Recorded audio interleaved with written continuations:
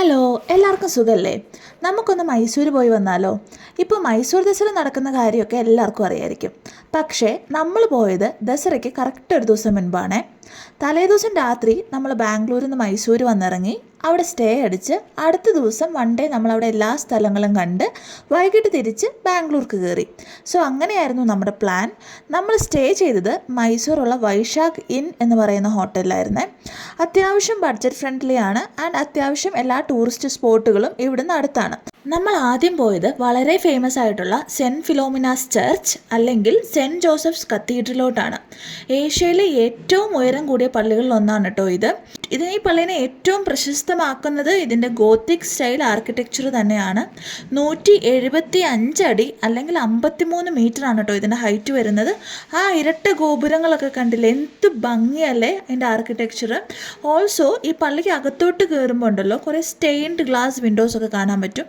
അതായത് ഈശോയുടെ ജനനം മുതൽ ഉത്ഥാനം വരെയുള്ള ഓരോ കാര്യങ്ങൾ ആവിഷ്കരിച്ചിരിക്കുന്ന ഗ്ലാസ് വിൻഡോസ്, ചിത്രകല ചെയ്തിരിക്കുന്ന ഗ്ലാസ് വിൻഡോസ് കാണാൻ പറ്റും. അതിൻ്റെ ഭംഗി ഒന്ന് വേറെ തന്നെ കേട്ടോ. ആൻഡ് ഈ പള്ളിയുടെ നാമധേയം എന്ന് പറയുന്നത് നമുക്കറിയാം സെൻറ്റ് ഫിലോമിനയുടെ പേരിലാണ്. സോ വിശുദ്ധ ഫിലോമിനയുടെ ഭൗതികാവശിഷ്ടങ്ങൾ ഇപ്പോഴും ഈ പള്ളിയുടെ ബേസ്മെൻറ്റിൽ കാത്തു സൂക്ഷിച്ച് ആരാധിച്ചു പോരുന്നുണ്ട്. സോ നിങ്ങൾ മസ്റ്റായിട്ട് വിസിറ്റ് ചെയ്യേണ്ട ഒരു സ്പോട്ടാണ് കേട്ടോ ഇത്. സോ അതും കണ്ട് നമ്മളിങ്ങനെ ഇറങ്ങി നടക്കുമ്പോൾ ദസറയ്ക്ക് മുന്നോടിയായിട്ട് ഒരു ഫ്ലവർ ഷോ. സോ അതിന് വേണ്ടിയിട്ട് ഇങ്ങനെ ഫ്ലവേഴ്സ് എല്ലാം അറേഞ്ച് ചെയ്തുകൊണ്ടിരിക്കുന്നത് കണ്ടു. അപ്പോൾ നമ്മൾ അവിടെ പോയി കുറച്ച് ഫോട്ടോസ് വീഡിയോസ് ഒക്കെ എടുത്തു. മൈസൂർ പാലസ് ഉച്ച കഴിഞ്ഞ് പോകാനായിരുന്നു നമ്മുടെ പ്ലാൻ. സോ അതുകൊണ്ട് നമ്മൾ വേറെ കുറച്ച് സ്ഥലങ്ങൾ ആദ്യം പോയി. അങ്ങനെ നമ്മൾ രണ്ടാമത് പോയ മെയിൻ ടൂറിസ്റ്റ് സ്പോട്ടാണ് ഷുഗവന. അതായത് പക്ഷികളുടെ ഒരു റീഹാബിലിറ്റേഷൻ സെൻ്ററാണിത്. ഇതിനോട് ചേർന്ന് ഒരു ബോൺസായി ഗാർഡനും ഉണ്ട്. ഏകദേശം 460 ഇനങ്ങളോളം തത്തകളുണ്ട് കേട്ടോ അവിടെ. അതായത് ഏകദേശം 2100 പക്ഷികളോളം ഉണ്ട്. ആൻഡ് ഗിന്നസ് റെക്കോർഡിലൊക്കെ ഇടം നേടിയിട്ടുള്ള സ്ഥലമാണ് കേട്ടോ ഇത്. അതായത് ലോകത്തിലെ ഏറ്റവും കൂടുതൽ തത്ത ഇനങ്ങളെ ഒരേ സമയം സംരക്ഷിച്ചു പോരുന്ന ഒരു സ്ഥലം എന്ന രീതിയിൽ ഗിന്നസ് റെക്കോർഡ് കിട്ടിയിട്ടുണ്ട് ഈ ഷുഗവനയ്ക്ക്. സോ ഇവിടെ നമുക്കങ്ങനെ ഒത്തിരി ഫോട്ടോഗ്രാഫി വീഡിയോഗ്രാഫി ഒന്നും അനുവദനീയമല്ല. അതുകൊണ്ട് നമ്മൾ ഒത്തിരി വീഡിയോസൊന്നും നമുക്ക് ക്യാപ്ചർ ചെയ്യാൻ പറ്റിയില്ല. അപ്പോൾ പറഞ്ഞു ഇതൊരു റീഹാബിലിറ്റേഷൻ സെൻ്ററാണ്. അതായത് എന്തെങ്കിലും പരിക്ക് പറ്റി അല്ലെങ്കിൽ ഈ ഓണേഴ്സൊക്കെ ഉപേക്ഷിച്ച് പോകുന്ന പക്ഷികളെ എടുത്ത് ഇവർ വളർത്തി സംരക്ഷിക്കും. സോ അതാണ് റീഹാബിലിറ്റേഷൻ സെൻറ്റർ കൊണ്ട് ഉദ്ദേശിക്കുന്നത്. ആൻഡ് ഇവനെ നോക്കിക്കേ, എന്ത് ക്യൂട്ടല്ലേ ഭക്ഷണം കഴിക്കുന്നതുണ്ടോ. സോ നിങ്ങൾക്ക് ഈ പക്ഷികളെയൊക്കെ ഇഷ്ടമാണെങ്കിൽ, അവരുടെ സൗണ്ടൊക്കെ കേൾക്കാൻ ഭയങ്കര ഇഷ്ടമാണെങ്കിൽ നിങ്ങൾക്ക് ഉറപ്പായിട്ടും ആസ്വദിക്കാൻ പറ്റിയ ഒരു സ്പോട്ടാണിത്. അടുത്തതായിട്ട് നമ്മൾ പോകുന്നത് ഇന്ത്യയിലെ തന്നെ ഏറ്റവും വലിയ അണ്ടർ വാട്ടർ ടണൽ കാണാൻ വേണ്ടിയിട്ടാണ്. ലോകരഞ്ജൻ അക്വാ വേൾഡ് അണ്ടർ വാട്ടർ സൂ. സോ അവിടുത്തെ കുറച്ച് കാഴ്ചകൾ കണ്ടാലോ?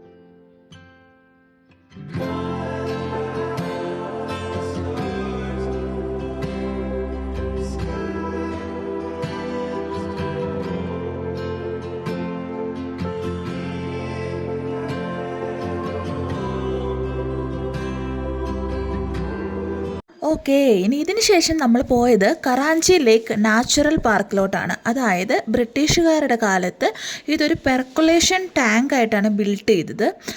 എന്ന് വെച്ചാൽ അവിടെ താമസിക്കുന്ന ആളുകൾക്ക് ബേസിക് നീഡ്സിന് വേണ്ടിയിട്ട്, അതായത് ഇപ്പോൾ ബാത്തിങ്, ഡ്രിങ്കിങ്, കുക്കിംഗ് അങ്ങനെയുള്ള പർപ്പസുകൾക്ക് വേണ്ടിയിട്ട് ഇവിടുന്ന് വാട്ടർ യൂസ് ചെയ്യാം. പിന്നെ വർഷങ്ങൾക്ക് ശേഷം ഇതിൻ്റെ അതോറിറ്റി മൈസൂർ സൂവിൻ്റെ അണ്ടറിൽ വന്നു. പിന്നെയും കുറേ നാൾ കഴിഞ്ഞപ്പോൾ കുറേ മലിനീകരണമൊക്കെ സംഭവിച്ചു. അതിനുശേഷം ഗവൺമെൻറ് ഈ പ്രശ്നങ്ങളെല്ലാം പരിഹരിച്ച് ഇതിനെ ഒരു നാച്ചുറൽ പാർക്കാക്കി. ഞങ്ങളിവിടെ മെയിനായിട്ട് പോയത് ബോട്ടിങ്ങിനാണ്. സംഭവം അടിപൊളിയായിരുന്നു കേട്ടോ. പിന്നെ നമ്മൾ ലഞ്ച് കഴിക്കാൻ വളരെ ഫേമസ് ആയിട്ടുള്ള ഹോട്ടൽ ഹനുമന്തുയിൽ പോയി. അവിടുത്തെ മട്ടൺ പുലാവ് ആൻഡ് ചിക്കൻ പുലാവാണ് നമ്മൾ ട്രൈ ചെയ്തത്. വളരെ മൈൽഡ് ഫ്ലേവറാണ്. എനിക്ക് നന്നായിട്ട് ഇഷ്ടപ്പെട്ടു. ഇവരുടെ പ്ലേറ്റ് കണ്ടോ, ഉണക്കയില കോർത്തുണ്ടാക്കിയ പാത്രത്തിലാണ് കേട്ടോ ഇത് വിളമ്പുന്നത്. ആൻഡ് ഇതൊക്കെ കഴിച്ച് വയറും മനസ്സും നിറഞ്ഞ് നമ്മൾ പുറത്തോട്ട് ഇറങ്ങുമ്പോൾ എൻ്റെ മക്കളെ വേറൊരു ഐറ്റം ഉണ്ട്, ത്രിവേണി സ്വീറ്റ്. ഒരു മൈസൂർ പാക്ക്, ഒരു ഗുലാബ് ജാമുന്, പിന്നെ സ്ലൈസ് ചെയ്ത പഴം, gulkand, carrot halwa, vanilla ice cream, അങ്ങനെ അടിപൊളി റിച്ച് ആയിട്ടുള്ളൊരു ഡെസേർട്ടാണ്. അത് നിർബന്ധമായിട്ടും നിങ്ങൾ ട്രൈ ചെയ്യണേ.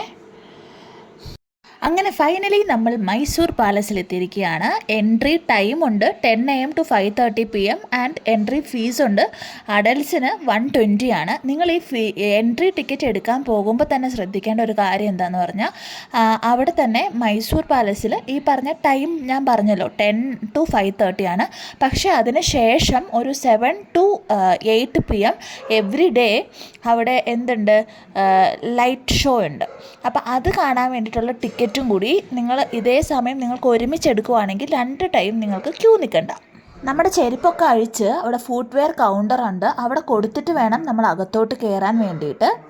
അപ്പോൾ ഇനി മൈസൂർ പാലസിലെ കുറച്ച് വിശേഷങ്ങൾ കണ്ടാലോ.